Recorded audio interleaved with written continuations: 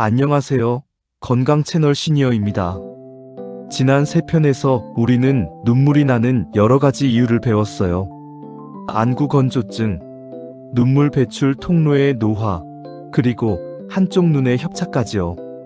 이 모든 것이 나이가 들면서 나타나는 신체의 변화였습니다. 하지만 여러분, 눈물이 나는 또 다른 이유가 있습니다. 그것도 우리가 매일 경험하는 아주 일상적인 상황에서 나타나는 눈물입니다. 오늘은 그 이야기를 살펴보겠습니다. 바로 책이나 휴대폰을 볼 때 흐르는 눈물입니다. 혹시 이런 경험을 하신 적 있으신가요? 신문을 읽으려고 펼치면 한두 줄 읽다가 눈물이 흐르는 경험 말이에요. 아니면 휴대폰으로 문자를 읽으려고 화면을 들었는데 몇 줄 읽지 못해서 눈물을 닦아야 하는 경험 말입니다. 혹은 책을 읽고 싶어도 10분을 채우지 못하고 눈이 피로해져서 책을 내려놓는 경험 말이죠. 많은 분들이 이런 증상을 그냥 나이가 들어서 눈이 약해진 거겠지라고 생각하세요.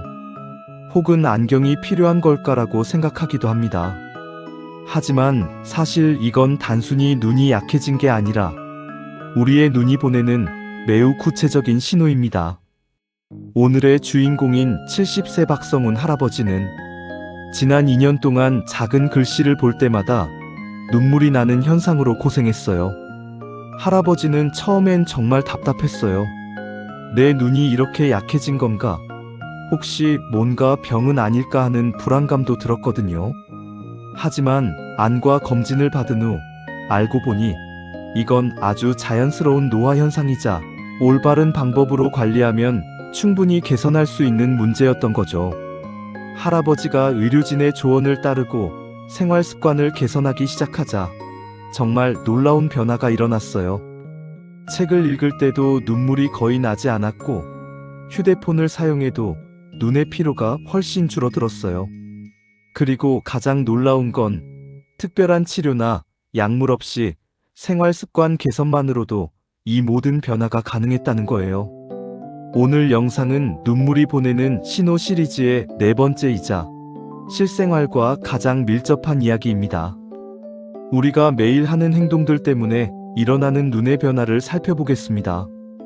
책이나 휴대폰을 볼 때 눈물이 흐르시는 분들, 화면을 보다 보면 눈이 자꾸 피로해지시는 분들, 혹은 저녁이 되면 글씨가 더 흐릿해 보이시는 분들이라면 꼭 끝까지 봐주세요. 이것이 어떤 신호인지, 그리고 어떻게 개선할 수 있는지를 함께 살펴보겠습니다. 저는 지난 2년 동안 책을 읽거나 휴대폰을 볼 때마다 눈물이 나는 현상으로 고생했어요. 처음엔 정말 당황했어요.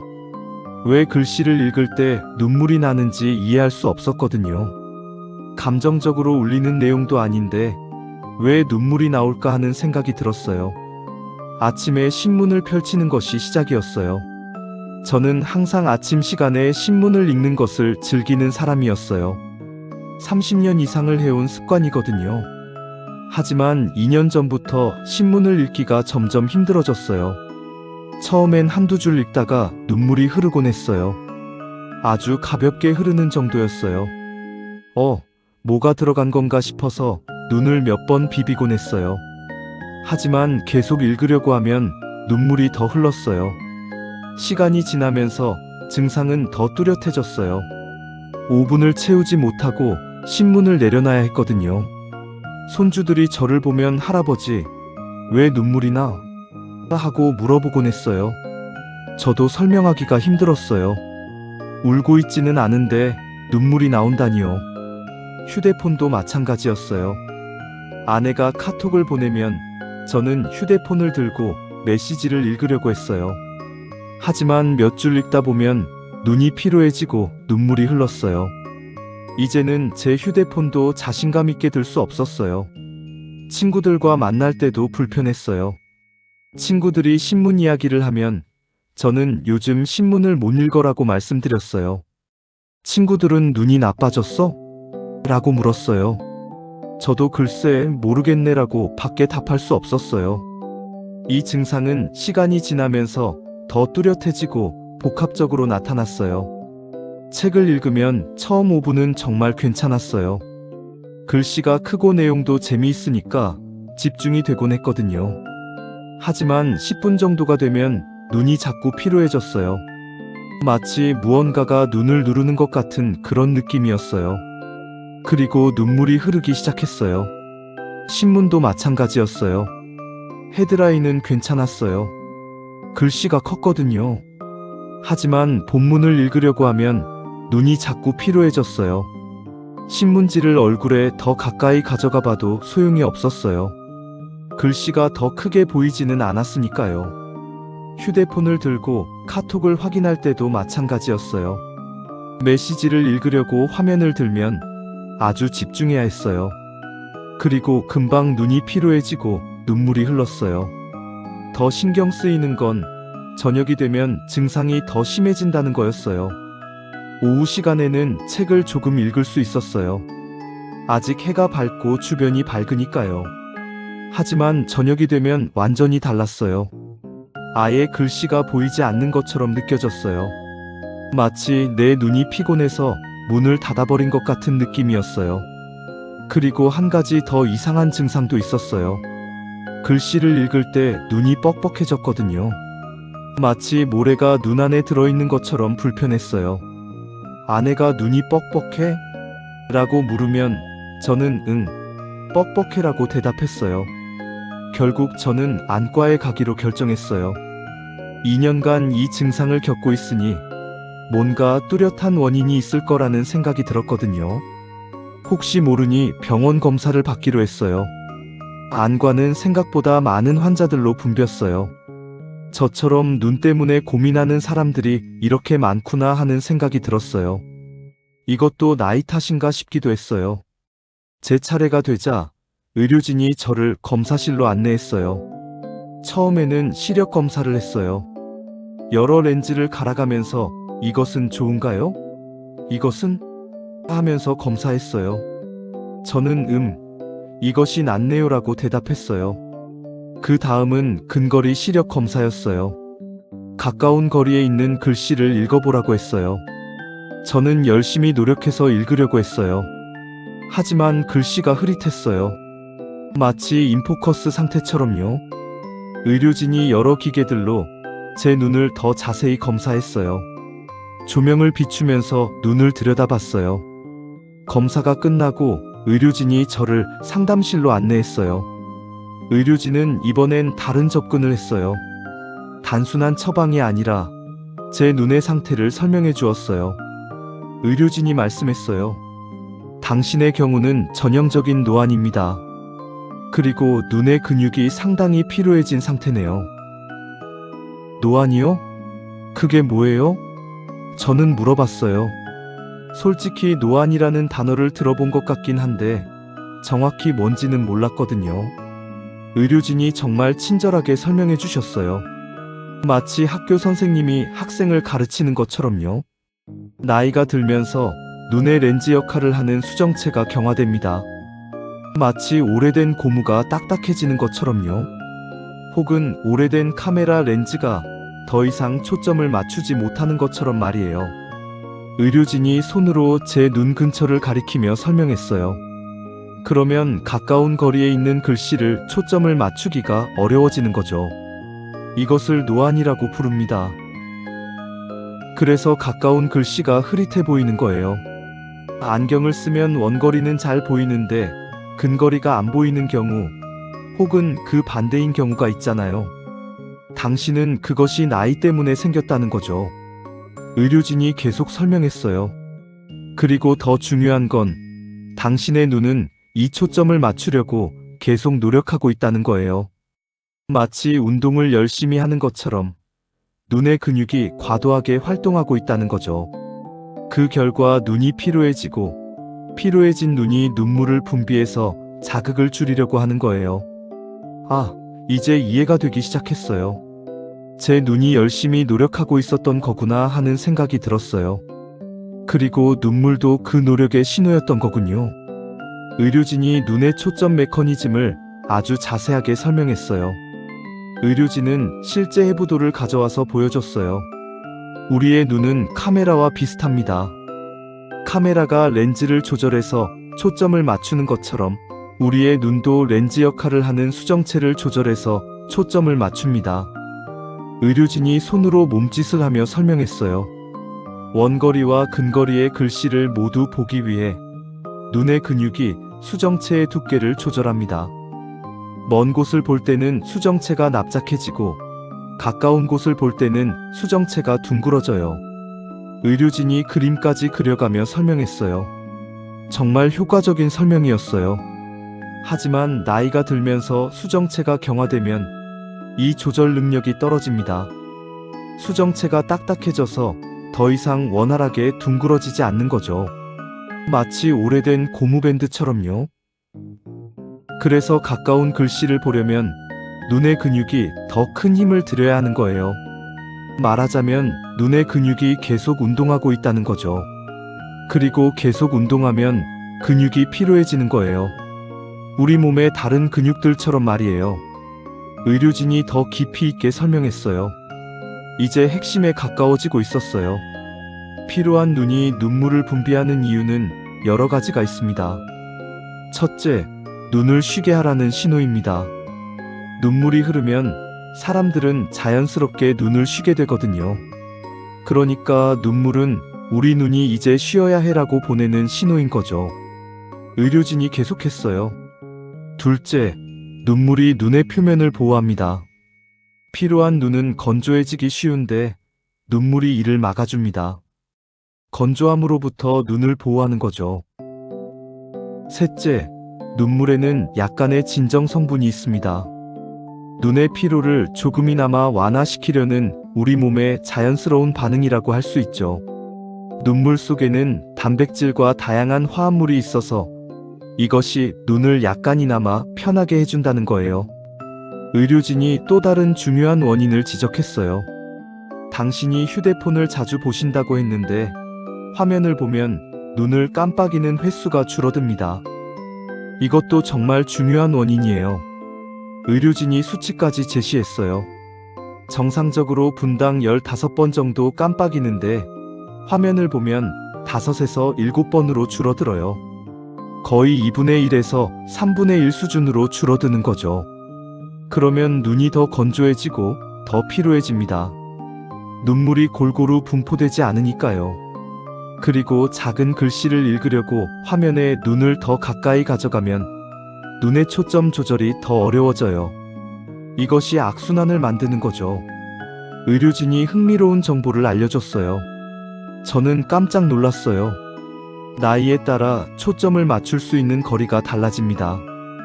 이것을 조절 근점이라고 부르는데 나이가 들수록 이 거리가 멀어져요. 의료진이 차트를 보여줬어요. 20대에는 약 10cm 거리에서도 초점을 맞출 수 있어요. 엄청 가까운 거리네요.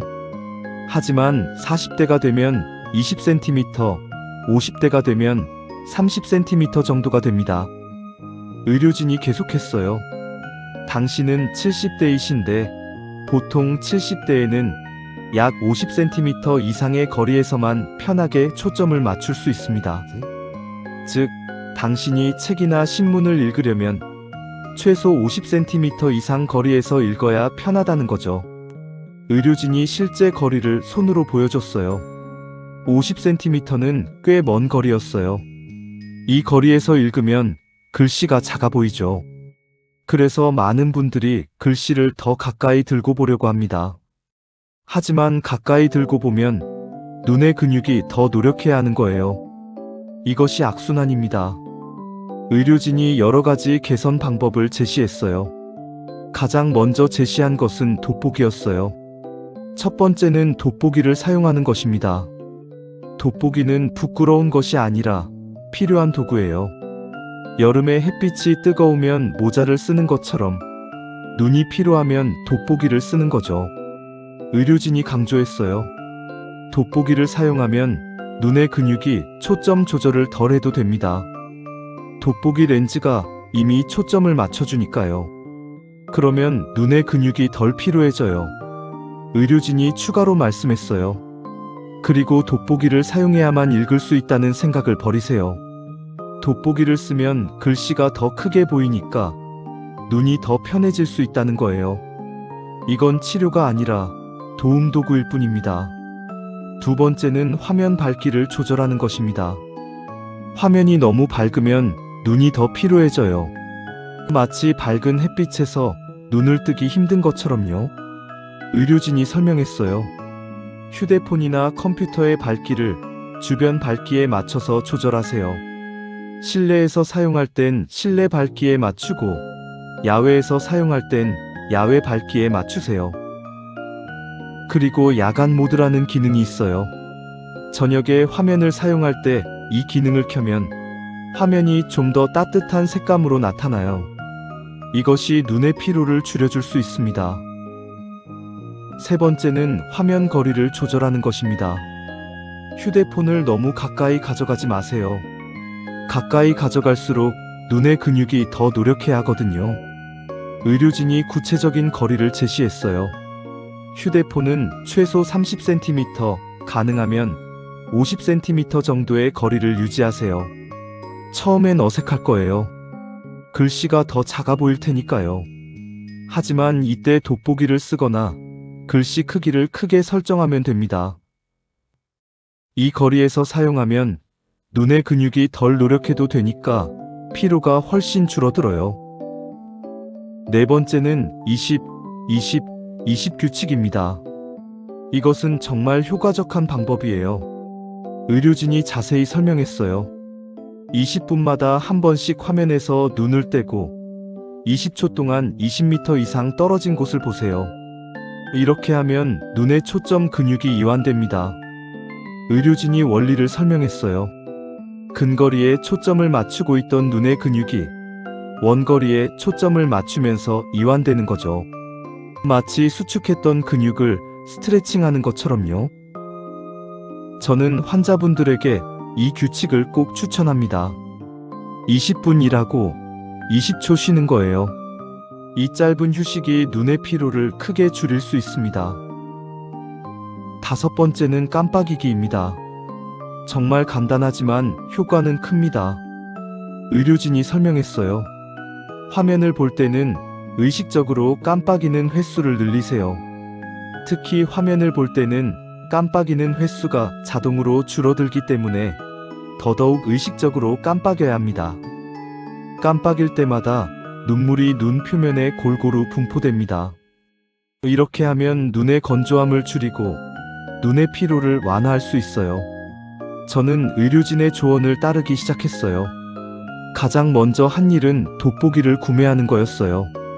안경점에 가서 의료진의 처방을 가지고 갔어요. 안경점 주인은 저에게 여러 도수의 돋보기를 추천해줬어요. 저는 신문을 읽을 수 있는 도수로 결정했어요. 처음엔 좀 어색했어요. 돋보기를 쓴 나 자신을 보는 것이 신기했거든요. 하지만 돋보기를 쓰고 신문을 펼쳤을 때 깜짝 놀랐어요. 글씨가 정말 크게 보였거든요. 마치 신문이 확대된 것처럼요. 신문을 읽기가 정말 편했어요. 글씨가 크니까 눈이 덜 피로해졌거든요. 휴대폰의 밝기도 조절했어요. 너무 밝지도 않고 적당한 수준으로요. 그리고 야간 모드도 켜봤어요. 정말 효과가 있었어요. 화면이 좀 더 따뜻해 보였거든요. 휴대폰을 볼 때 거리도 조절했어요. 처음엔 자꾸 가까이 들게 되었지만 의식적으로 거리를 유지했어요. 50cm를 재서 휴대폰을 들었어요. 글씨가 작아 보였지만 밝기를 높이고 글씨 크기를 크게 설정하니까 읽을 수 있었어요. 그리고 20 규칙을 실천했어요. 휴대폰을 20분 사용하면 핸드폰을 내려놓고 먼 곳을 봤어요. 창문을 통해 멀리 보이는 풍경을 바라봤어요. 아파트 맞은편 건물, 더 멀리 보이는 산, 하늘까지 보면서 눈을 쉬었어요. 깜빡임도 의식적으로 많이 했어요. 화면을 볼 때마다 이제 깜빡여야지 하면서 깜빡였어요. 처음엔 어색했지만 시간이 지나면서 자연스러워졌어요. 일주일이 지났을 때 변화를 느꼈어요. 책을 읽을 때 눈물이 덜 나는 것 같았거든요. 완전히 없어진 건 아니지만 확실히 나았어요. 그리고 눈이 덜 피로한 느낌이 들었어요. 2주일이 지났을 때 더 눈에 띄는 개선이 있었어요. 신문을 읽을 때 거의 눈물이 나지 않았어요. 돋보기를 쓰니까 눈이 정말 편했거든요. 정말 신기했어요. 지난 2년 동안 신문을 편하게 읽지 못했는데 이제는 가능했거든요. 아침에 신문을 펴서 1시간을 읽을 수도 있었어요. 휴대폰을 사용해도 눈이 그렇게 피로하지 않았어요. 깜빡이는 횟수를 의식적으로 늘리니까 눈이 더 건조하지 않았거든요. 그리고 거리를 유지하고 밝기를 조절하니까 눈이 편했어요. 아내도 변화를 알아챘어요. 당신 요즘 눈물이 안 나네. 뭐 했어? 라고 물었어요. 저는 의료진이 알려준 방법들을 설명했어요. 아내는 놀라면서 좋은 정보네라고 말했어요. 손주들도 변화를 느낀 것 같았어요. 더 이상 할아버지, 왜 눈물이 나? 라고 물어보지 않았거든요. 1개월이 지났을 때 눈의 상태가 정말 안정화되었어요. 책을 읽을 때 눈물이 거의 나지 않았어요. 신문도 아침부터 저녁까지 불편함 없이 읽을 수 있었어요. 정말 행복했어요. 휴대폰을 사용할 때도 눈이 피로하지 않았어요. 카톡을 확인하고 뉴스를 보고 하는 모든 것이 편했어요. 그리고 가장 좋은 건 저녁이 되어도 눈 상태가 크게 나빠지지 않았다는 거였어요. 이전에는 저녁이 되면 글씨가 거의 보이지 않았는데 이제는 하루 종일 편했거든요. 안과에 다시 가서 검사를 받았을 때 의료진이 정말 좋아졌습니다. 눈의 피로가 많이 개선되었네요 라고 말씀해 주셨어요. 저도 정말 기뻤어요. 의료진이 추가로 설명해 준 내용도 있었어요. 당신이 알아야 할 중요한 것은 노화는 질병이 아니라는 거예요. 이건 자연스러운 노화 현상입니다. 모든 사람이 나이가 들면 경험하는 일이에요. 의료진이 강조했어요. 그래서 부끄러워할 필요가 없습니다. 돋보기를 쓰는 것도 글씨 크기를 크게 하는 것도 부끄러운 일이 아니라 필요한 일입니다. 많은 분들이 노안을 치료해야 한다고 생각하세요. 하지만 노안은 치료 대상이 아니라 관리 대상입니다. 올바른 방법으로 관리하면 충분히 편한 생활을 할 수 있어요. 이 경험을 통해 저는 정말 중요한 것들을 배웠어요. 첫 번째는 나이가 들면서 눈의 능력도 자연스럽게 변한다는 거였어요. 이건 병이 아니라 자연스러운 노화 현상이었어요. 그리고 이것을 받아들이는 것이 정말 중요했어요. 두 번째는 이 자연스러운 변화에 맞춰 생활 습관을 조절해야 한다는 거였어요. 돋보기를 사용하고 거리를 조절하고 깜빡이는 횟수를 늘리는 등의 작은 변화가 큰 차이를 만들었거든요. 세 번째는 눈물도 우리 몸의 신호라는 거였어요. 눈이 피로할 때 눈물을 흘리는 것은 우리 몸이 보내는 신호라는 거죠. 그리고 이 신호를 올바르게 이해하면 적절한 대처를 할 수 있어요. 네 번째는 화면 사용 습관이 눈 건강에 얼마나 큰 영향을 미치는지 하는 거였어요. 깜빡이는 횟수와 화면 거리, 화면 밝기 등이 모두 중요했어요. 다섯 번째는 일찍 대처하는 것이 얼마나 중요한지 하는 거였어요. 저는 2년 동안 고생했지만 더 일찍 안과에 갔다면 더 빨리 개선되었을 거라는 생각이 들었어요. 여섯 번째는 의료진의 조언을 따르는 것이 얼마나 중요한지 하는 거였어요. 의료진이 알려준 방법들이 모두 효과적이었거든요. 그리고 의료진의 설명 덕분에 제 눈 상태를 정확히 이해할 수 있었어요. 혹시 여러분도 저처럼 책이나 휴대폰을 볼 때 눈물이 나는 증상으로 고생하고 있으신가요? 혹은 작은 글씨를 읽기가 점점 어려워지고 있으신가요? 그렇다면 이것은 노안이라는 신호일 수 있습니다. 조금 일찍 대처하면 충분히 개선될 수 있습니다. 여러분, 오늘 70세 박성훈 할아버지의 이야기 어떠셨나요? 책이나 휴대폰을 볼 때 나던 눈물이 실은 눈의 피로 신호였다는 거. 그리고 돋보기 사용과 생활 습관 개선만으로도 이렇게 큰 개선이 가능했다는 거. 정말 중요한 메시지 아닌가요? 가장 중요한 메시지는 이거예요. 나이가 들면서 눈도 변합니다. 이것은 자연스러운 일입니다. 그리고 이 변화에 맞춰 우리가 생활 습관을 조절하면 눈 건강을 지킬 수 있습니다. 특히 다음과 같은 경우라면 더욱 주의가 필요합니다. 책을 읽을 때 눈물이 나는 경우, 휴대폰을 볼 때 눈이 피로해지는 경우, 저녁이 되면 글씨가 흐릿해 보이는 경우, 눈에 초점을 맞추기가 점점 어려워지는 경우입니다. 이런 경우들이 있다면 안과에 가서 검사를 받아보세요. 그리고 의료진의 조언을 따르세요. 돋보기를 사용하거나 생활 습관을 개선하는 것이 부끄러운 일이 아니라 필요한 일이거든요. 그리고 기억하세요. 화면을 보고 있을 때는 의식적으로 깜빡이기를 많이 하세요. 20분마다 눈을 쉬세요. 화면과의 거리를 적절하게 유지하세요. 이 작은 변화들이 모여서 당신의 눈 건강을 지켜낼 수 있습니다. 오늘도 건강하시길 바랍니다. 이 영상이 도움이 되셨다면 구독 버튼을 꼭 눌러주시고 좋아요와 알림 설정도 부탁드립니다. 다음 편에서는 저녁만 되면 더 심해지는 이유는 따로 있습니다 라는 주제로 찾아뵙겠습니다. 그때까지 건강하시고 눈을 잘 관리해 보세요. 건강 채널 시니어였습니다.